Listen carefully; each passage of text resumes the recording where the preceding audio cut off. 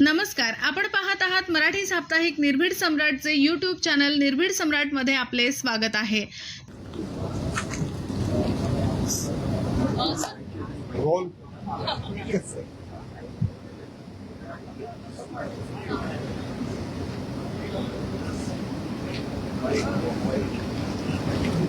सुरू करायचं। शिक्षक पात्रता परीक्षा ज्याला आपण टीईटी बोलतो, आपल्याला माहिती आहे की 28/6/2026 रोजी संपूर्ण महाराष्ट्रामध्ये 6 लाखापेक्षा जास्त उमेदवारांच्यासाठी ही परीक्षा संपन्न होणार होती आणि साधारणपणे आदल्याच दिवशी 27/6/2026 रोजी पोलिसांना मिळालेल्या गोपनीय माहितीच्या आधारावर ठाणे भिवंडी पोलिसांनी या ठिकाणी सापळा रचून 3 जणांना ताब्यात घेतलाय आणि त्यांची चौकशी केली असता त्यांच्याकडे टीईटीच्या काही प्रश्नपत्रिका मिळून आल्या आणि आपल्याला हेही माहिती आहे की त्या तिघांना त्या ठिकाणी अटक करून पोलीस कोठडी त्या ठिकाणी त्यांना मिळालेली आहे आणि या संदर्भातली संपूर्ण डिटेल चौकशी होण्याच्या दृष्टिकोनातून एसआयटी गठीत करण्यात आलेली आहे।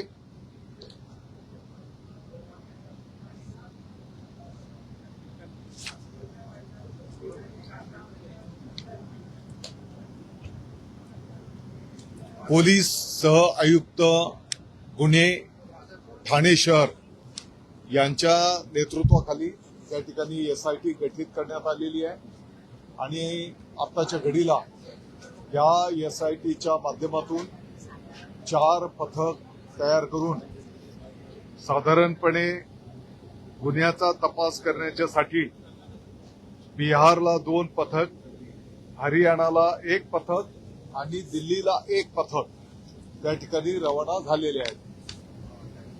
जे काही पेपर मिळून आलेले आहेत त्याच्यावर बारकोड आणि क्रमांक आहे आणि म्हणून हे पेपर नेमके कुठे वितरित होणार होते किंबहुना तिथे वितरित झालेले आहेत का आणि याचा सविस्तर तपास या एसआयटीच्या माध्यमातून त्या ठिकाणी होईल।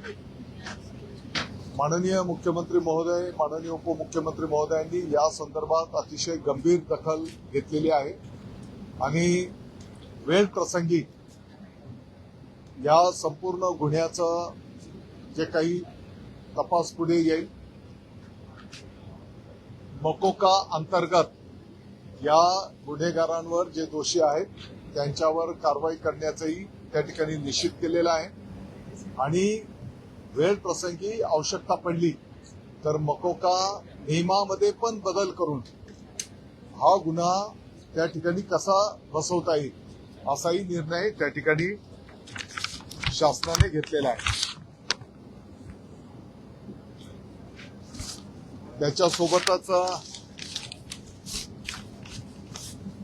भविष्यामध्ये पारदर्शक पद्धतीने या परीक्षा संपन्न झाल्या पाहिजेत आणि म्हणून माननीय शासनाचे मुख्य सचिव यांच्या अध्यक्षतेखाली एक समिती नेमून मग ऑनलाईन पद्धतीने पण आपण अशी परीक्षा कंडक्ट करू शकतो का किंबहुना आणखी त्यांचे काय काय पर्याय होऊ शकतात की जेणेकरून पारदर्शक पद्धतीने या परीक्षा कंडक्ट झाल्या पाहिजेत यासाठी समिती गठीत करण्याचा पण निर्णय त्या ठिकाणी झालेला आहे। ही टीईटी परीक्षा रद्द झालेली असल्यामुळे आता पुनर्परीक्षा जी काही होईल यापूर्वी ज्या उमेदवारांनी याची फी भरलेली आहे तर त्या उमेदवारांकडनं परत फी आकारली जाणार नाही।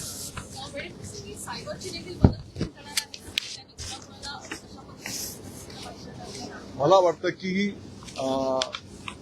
सरळ गोष्ट आहे की एसआयटी ज्या वेळेस शासनाने नेमलेली आहे तर अतिशय खोलपर्यंत जाऊन या विषयामध्ये कोण कोण आहेत, कोणाकोणाचा संबंध आहे, कोणाकोणापर्यंत या सगळ्या बाबी गेलेल्या आहेत याचा सविस्तर तपास त्या ठिकाणी सर्व माध्यमांच्या माध्यमातून होईल. इतर राज्यांमध्ये देखील काही टीम्स गेलेल्या आहेत, तर साधारण तिकडून काही प्रूफ आलेला आहे का की महाराष्ट्रात त्याच्या आधीची पण परीक्षा महाराष्ट्रामध्ये देखील घेतली होती, आता ही महाराष्ट्रामध्ये पुन्हा एकदा या निमित्तानं आरोप लागले.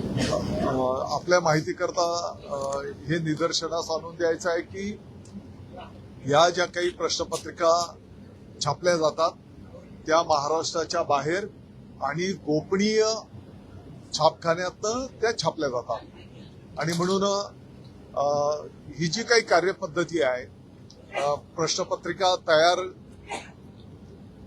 त्याचे प्रश्न तयार करणं हे आपल्या राज्यामध्ये होत आहे. तज्ज्ञ लोकांकडनं पहिल्या स्टेजमध्ये 50 तज्ज्ञ लोकांकडनं प्रश्न तयार करून घेतले जातात. त्याच्यावरचे 10 वरिष्ठ अधिकाऱ्यांच्या माध्यमातून त्याची छाननी केली जाते आणि रॅन्डम स्वरूपामध्ये 150 प्रश्न बाजूला काढून ते गोपनीय पद्धतीने त्या प्रेसला छापण्याच्यासाठी ते दिले जातात आणि तिथून छापून ते जिथे परीक्षा केंद्र आहे त्या परीक्षा केंद्राच्या जिल्हा पातळीवर 2 दिवस आधी पोहोचवणं ही त्या प्रेसची जबाबदारी त्या ठिकाणी असते आणि मग जिल्हाधिकारींच्या कस्टडीमध्ये ते पेपर पोलीस कस्टडीमध्ये त्या ठिकाणी 2 दिवस आधी पोहोचतात आणि तिथून मग जिथे परीक्षा असेल त्या परीक्षावर अगदी व्हिडिओ पोलीस प्रशासनाच्या उपस्थितीमध्ये ते त्या परीक्षा केंद्रापर्यंत नेले जातात आणि विद्यार्थ्यांच्या उपस्थितीमध्ये ते उघडून सीलबंद जे काही बॉक्स असतात ते उघडून त्या ठिकाणी पेपर ते पुरवले जातात. एवढं सगळं केल्यानंतरही पेपर सातत्यानं फुटत असल्याचं समोर येत आहे.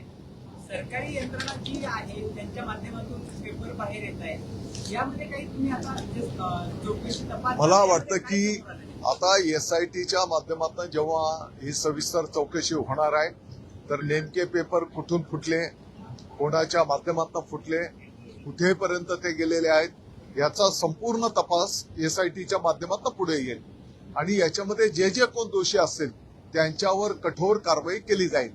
आणि म्हणून जसं मी सांगितलं की आवश्यकता नव्हे तर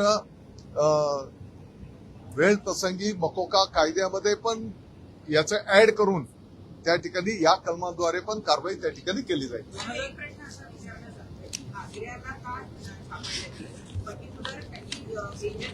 आपण जर या संदर्भातली माहिती घेतली तर साधारणपणे गेल्या 20-25 वर्षापासूनची ही परंपरा राहिलेली आहे.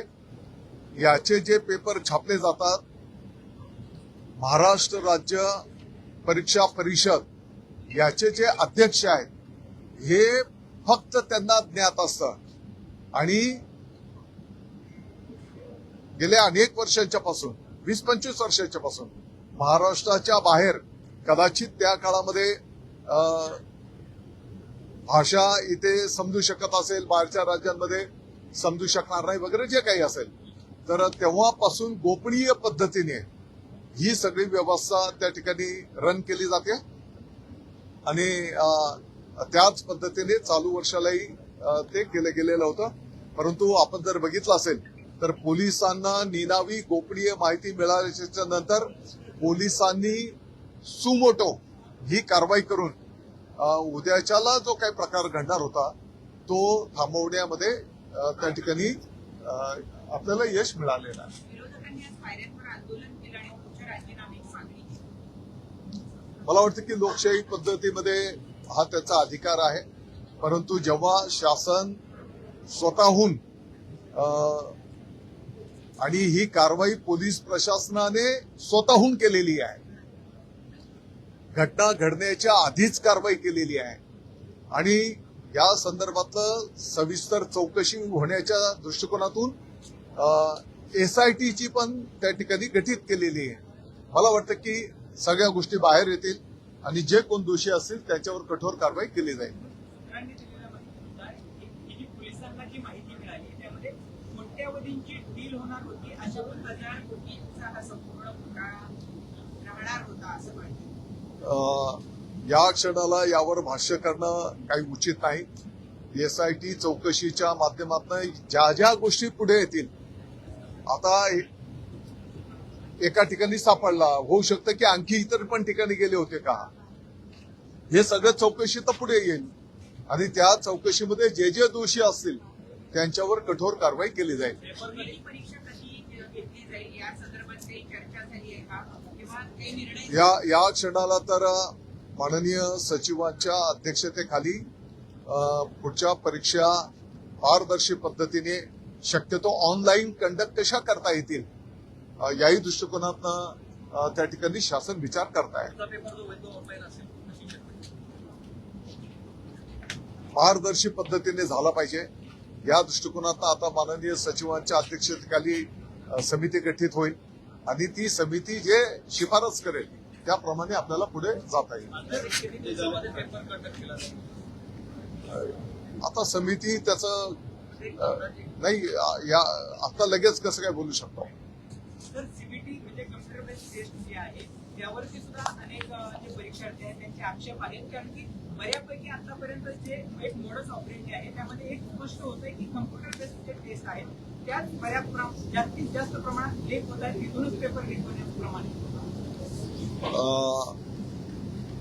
मला वाटतं की आपल्याकडे या संदर्भातलं जर काही कुठली तक्रार असेल किंवा काही पुरावे असेल तर त्याचा आपण चौकशी करू शकतो. परंतु आता वेगवेगळ्या पद्धतीने, आता जसं मी सांगितलं की याची जी कार्यपद्धती होती अगदी कडेकोट बंदोबस्तामध्ये, तरी पण प्रकार घडलेला आहे. आणि मग आता ही समिती वेगवेगळ्या लोकांशी चर्चा करेल आणि त्याच्यामधनं त्यात पारदर्शक पद्धतीने या परीक्षा कशा कंडक्ट करू शकतो त्याचं एक प्रारूप तयार करून देतील, त्याप्रमाणे आपल्याला पुढे जाता येईल. ज्या विद्यार्थ्यांनी किंवा जे उमेदवार होते त्यांनी अभ्यास केलेला आहे वर्षानुवर्ष, अशा मुलांसाठी काही वेगळा विचार केलेला आहे? मला आपल्या हेही निदर्शनास आणून द्यायचं की ही शिक्षक पात्रता परीक्षा आहे. हा पहिला भाग, ही परीक्षा किमान 50-60% पुढे या परीक्षेमध्ये गुण मिळाले की मग तो पुढच्या परीक्षेला क्वालिफाय होतो, टेट. आणि त्या टेट मधनं क्वालिफाय झाल्याच्या नंतर पवित्र पोर्टलद्वारे नवीन उमेदवारांची भरती होत असते. ही अशी कार्यपद्धती आहे. हो, याच्या सोबतच माननीय सर्वोच्च न्यायालयाचे जे न्यायनिवाडा झालेला आहे यापूर्वीच्या काळामध्ये की जे आज एक्झिस्टिंग शिक्षक आहेत त्या शिक्षकांना सुद्धा टीईटी परीक्षा बंधनकारक केलेली आहे. आणि म्हणून ज्या शिक्षकांनी टीईटीची परीक्षा देऊन नोकरीत आलेल्या आहेत त्यांचा काही विषय नाही, परंतु कदाचित जुन्या काळामध्ये टीईटी नव्हती आणि त्या काळातही जे शिक्षक आहेत त्यांना 2028 पर्यंत त्या ठिकाणी मुदत आहे आणि त्या मुदतीमध्ये ते शिक्षक टीईटीची परीक्षा त्यांना देणं बंधनकारक आहे. आणि म्हणून त्या शिक्षकांना सुद्धा जास्तीच्या संधी कशा उपलब्ध होतील याचंही नियोजन विभागाने केलेलं आहे.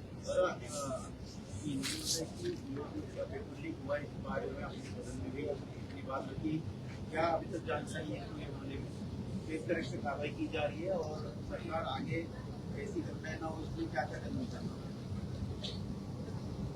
शिक्षक पात्रता परीक्षा टीईटी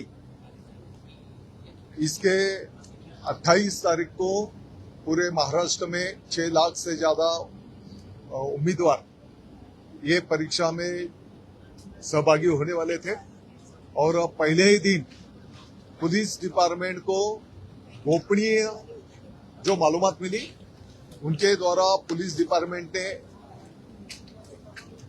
पूरा ट्रैप लगाकर इसका जो इन्वेस्टिगेशन किया तो 3 लोगों के पास जो टीटी का एग्जाम होने वाला था उसके क्वेश्चन पेपर मिले. वो क्वेश्चन पेपर शालेय शिक्षण विभाग को पूछने के बाद ये टीटी के ही क्वेश्चन पेपर है ये सिद्ध हो गया. तो इसका डिटेल इन्वेस्टिगेशन के लिए एसआईटी गठित की गई है। 3 लोगों को अरेस्ट किया गया है, पुलिस कस्टडी उनको मिला है और एसआईटी ने अभी 4 पथक तैनात करके दिल्ली, हरियाणा और बिहार यहाँ पर इसकी खोजबीन के लिए पुलिस वहां पर गई है। मैं समझता हूँ पूरा जड़ तक इसका तहकीकात किया जाएगा और जो भी दोषी है उनके ऊपर कठोर कार्रवाई होगी। जरूरत पड़ी तो इनके ऊपर मौका कानून के अंतर्गत भी इनके ऊपर कार्रवाई की जाएगी और आने वाले दिनों में ये एग्जाम पारदर्शक हो इसके लिए मुख्य सचिव इनके नेतृत्व में समिति गठित की जाएगी और वो समिति जो सुझाव देगी वो सुझाव के अनुरूप आने वाले दिनों में एग्जाम ली जाएगी। ऑनलाइन एग्जाम की सरकार तैयारी कर रही है। अभी माननीय मुख्य सचिव द्वारा जो समिति सुझाव देंगी उसके अनुरूप सरकार उसका मार्गक्रमण करेगी। ये एक्चुअली थोड़ा सा बताएंगे कि कैसे पेपर काफी गोपनीय होता है, जैसे आपने बताया मराठी में कि उस परीक्षा जो टीटी का जो एग्जाम कंडक्ट होता है पहली लेवल पे जो तज्ञ लोग हैं लगभग 40, 50, 60 लोग इसका क्वेश्चन तैयार करते हैं और लगभग 750 से लेकर 1000 तक वो क्वेश्चन तैयार करते हैं। किसी का नाम नहीं रहता। उसके ऊपर के जो अधिकारीगण है 10 अधिकारीगण वो उनको रैंडम चेक करके उनसे कुछ सैंपल निकालते हैं और इसके बाद लगभग 150 क्वेश्चन बाजू में निकालकर वो कॉन्फिडेंशियल जो इस डिपार्टमेंट के आयुक्त हैं, अध्यक्ष हैं, वो कॉन्फिडेंशियल छापखाने में इसको छपाई के लिए देते हैं और लगभग इसके पहले महाराष्ट्र के बाहरी है तो जिनको छपाई का काम दिया जाता है वहां से वो छपकर जहां जहां डिस्ट्रिक्ट में इनको डिलीवरी करना है तो लगभग पुलिस डिपार्टमेंट और जिलाधिकारी कस्टडी में 2 दिन पहले ये पेपर वहां पर मुहैया कराए जाते हैं और एग्जाम के दिन वीडियो रिकॉर्डिंग पुलिस डिपार्टमेंट की उपस्थिति में एग्जाम सेंटर पे वो पहुंचाए जाते हैं और वहां के अधिकारीगण स्टूडेंट्स जो उम्मीदवार हैं उनकी उपस्थिति में उसका सील तोड़कर वो एग्जाम पेपर मुहैया कराए जाते हैं। इस बारे में जो आरोप गिरफ्तार हुए क्या उनके जानकारी और कोई लिंक मिले हैं जो आरोप मैं समझता हूँ अभी पुलिस डिपार्टमेंट पूरे डिटेल में इसका इंक्वायरी कर रहा है। बहुत वरिष्ठ अधिकारीगण इसके लिए जिम्मेदारी दी गई है। एसआईटी ने 4 पथक गठित करके महाराष्ट्र के बाहर भी और महाराष्ट्र में भी इसका इंक्वायरी चल रहा है।